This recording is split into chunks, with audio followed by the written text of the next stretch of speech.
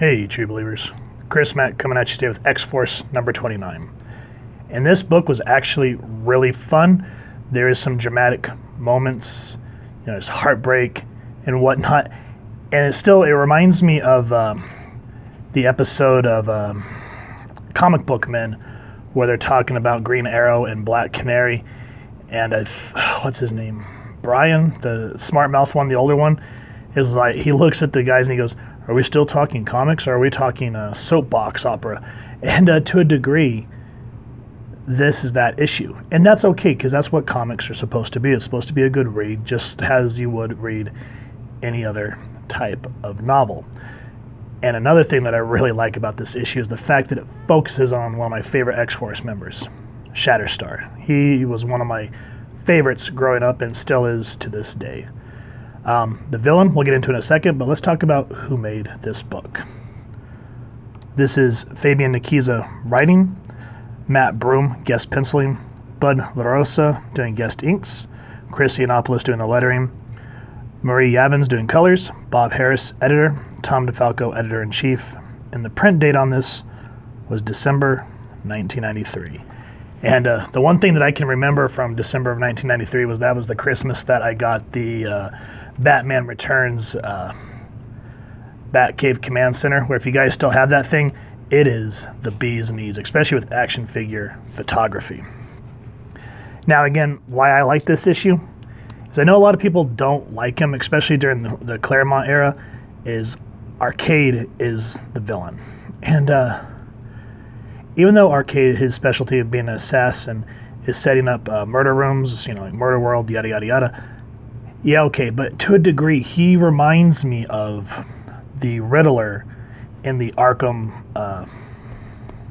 trilogy by Rocksteady, the video game series, because how Riddler always sets up those riddle rooms, and oh god, those things are such a pain in the butt. But the way that Arcade's set up here is very much akin to that. So it kind of made me laugh, and that's why I always liked Arcade, is because you really don't know what he's going to do.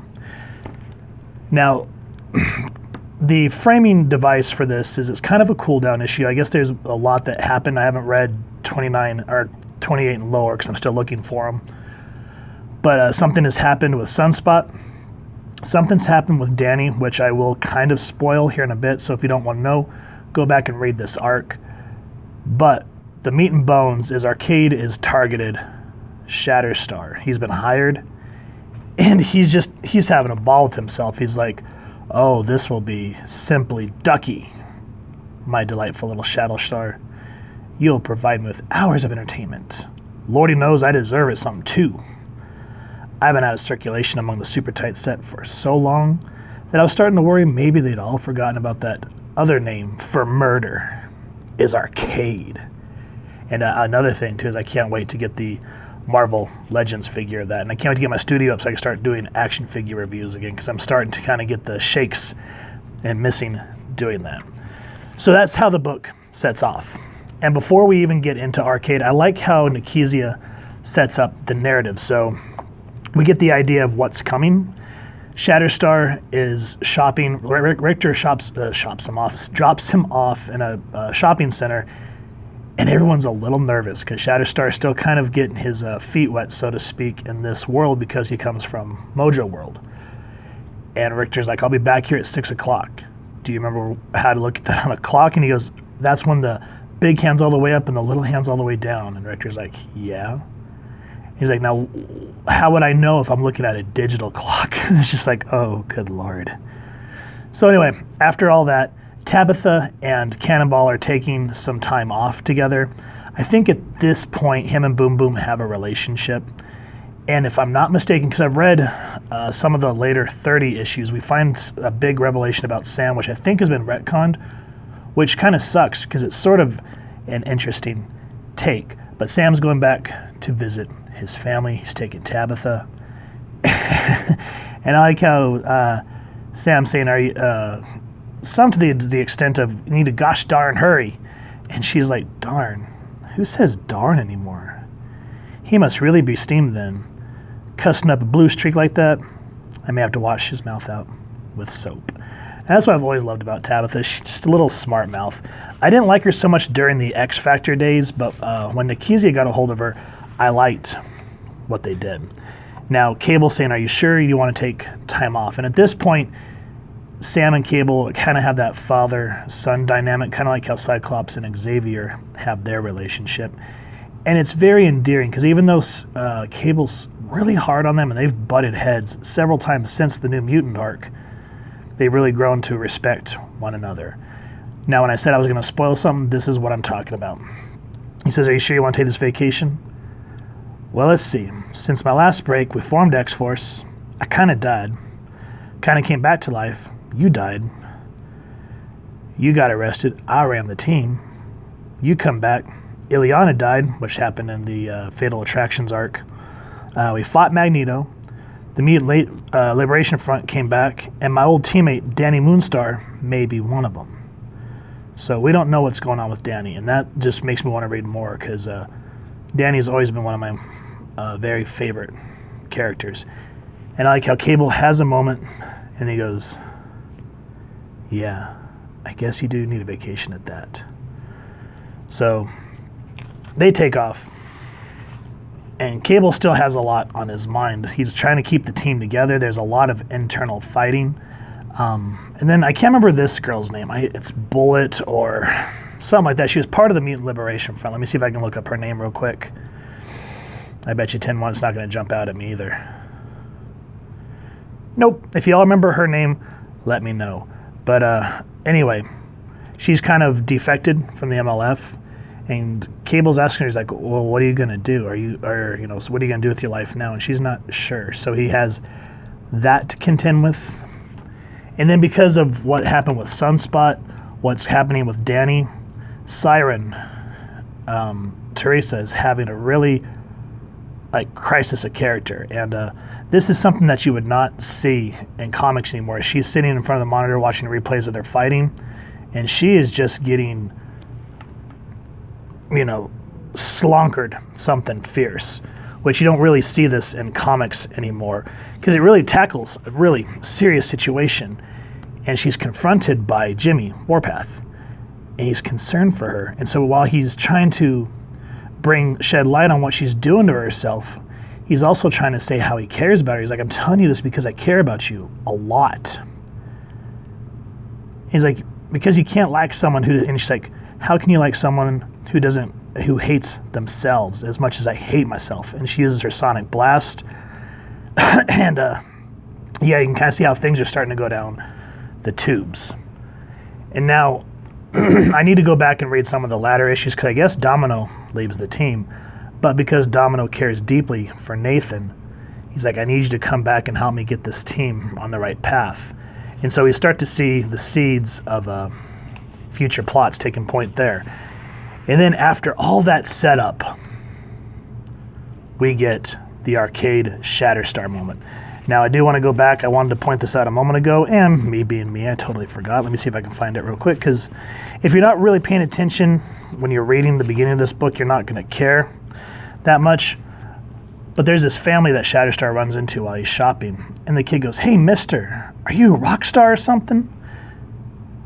Once I was a star, but not anymore. So we see this family. Now, Shatterstar gets into the battle. He gets abducted, taken into this murder world. And he goes, the compensation I'm used to receiving for my performances includes survival assurances. Where there is life, there's hope to fight anew, and hope to fight for personal freedom. Do you give me any such assurances? And Arcade's like, nah. Instead, you're going to fight for this family you picked up along the way. So, hearkening back to that monitor, that's the little kid that asked him if he was a hero. And Shatterstar tries to kind of call Arcade's bluff. He goes, they don't matter to me. And Arcade's like, I think you're lying, and you're trying to put doubt in my master plan. So he brings in these villains from Mojo World. And their part of the game is to kill this family. And it shows. This is why I love Shatterstar. Even though in the beginning he's cold and whatnot, he goes to save this family. And even though he does have a heart, he's still rough around the edges. Like he's trying to tell the girl when he saves her to roll, when he pushes her, and she doesn't. And he goes, do any of you mammals on this earth taught with any type of basic survival skills? And he's like, and stop crying. And she goes, well, I'm scared. Well, then stop being scared, because he doesn't know how to, he hasn't yet assimilated it and everything. That's what I liked how this book started, is it kind of shows him as a fish out of water. And it shows it here that even though he's in his element, he still doesn't know how to be sympathetic to regular humans. Like he just pulls out one of the blades out of his arms that gets lodged there, and he goes, cut your brother free. And then he goes to attack. Now tell me, does this pose not look familiar? Looks kind of like Longshot, eh? And that's what I was talking about here. I'd like to know what issue it is. I can't remember. Let me know down in the comments where it shows that Dazzler and Longshot are supposed to be the parents of Shatterstar. Because right there, that just spoils that all to pieces. And now the rest of this battle is super grueling. I don't want to spoil it because there's some great dialogue, there's some great moments, and just to see Shatterstar kick butt, and then just the violence in a Marvel comic like this, I don't think we really, I mean, yeah, there are some, like maybe Wolverine, but think about this, 1993 in a Marvel comic, seeing someone get shot between the eyes, oh, you don't see that after a while, you know what I mean? It feels like the comics got a little too Mickey Mouse there. So this is very much a welcome addition to action. Now the last thing that does happen is there's supposed to be a showdown with this cat named Extreme, which for your older readers, you know him as Adam X. I thought this was his first appearance, but apparently I went back and checked, and it's X-Force Annual number 2. So I need to read that to kind of put in context of how he's supposed to know Shatterstar here. So why is Arcade putting these two together? I highly recommend that you read this most excellent issue of X-Force. As a kid, it didn't really speak to me. I think I latched harder onto the X-Men comics because of the cartoon. But the cartoon, even though it was awesome, it didn't flesh out other characters like X-Factor, X-Force, the New Mutants. So there wasn't no frame of reference for me to go back and read the books. But now that I'm older and have time to go to the comic shop and explore, I look at these and I'm like, man, I wish I would have grabbed these when I was younger. I only remember Shatterstar from crossovers, and I always thought he was an awesome character. Same with Strong Guy and Havoc and Polaris. But I didn't get a chance to really know the rest of them like I do now. So for new readers, old readers, this is definitely one you want in your collection. It's not as I always say, it's not a big event or a big first appearance. It's a good story. And at the end of the day, that's what's important. It's an awesome comic that delivers amazing artwork and a great arc. I don't know, I just like seeing Arcade being crazy, and it reminds me again of the Riddler. So that's just my personal take on it. So if you've enjoyed this book, please first and foremost support your local comic shop and grab a copy. And if you've enjoyed this review, we really appreciate it if you take a moment to hit like, share, and subscribe. Really helps the club channel. And if you wouldn't mind hitting that fancy little Shatterstar bell next to subscribe, that way as we continue to upload content, you guys will get notified. You can come to the channel, and we love talking with y'all, hearing your feedback, and just talking with everyone down in the comments below, or our social media pages, which I'll make sure to leave the links down in the description. So with all that said, thank you so much for stopping by. Hope you all continue to have an absolutely amazing day reading, and happy hunting, true believers.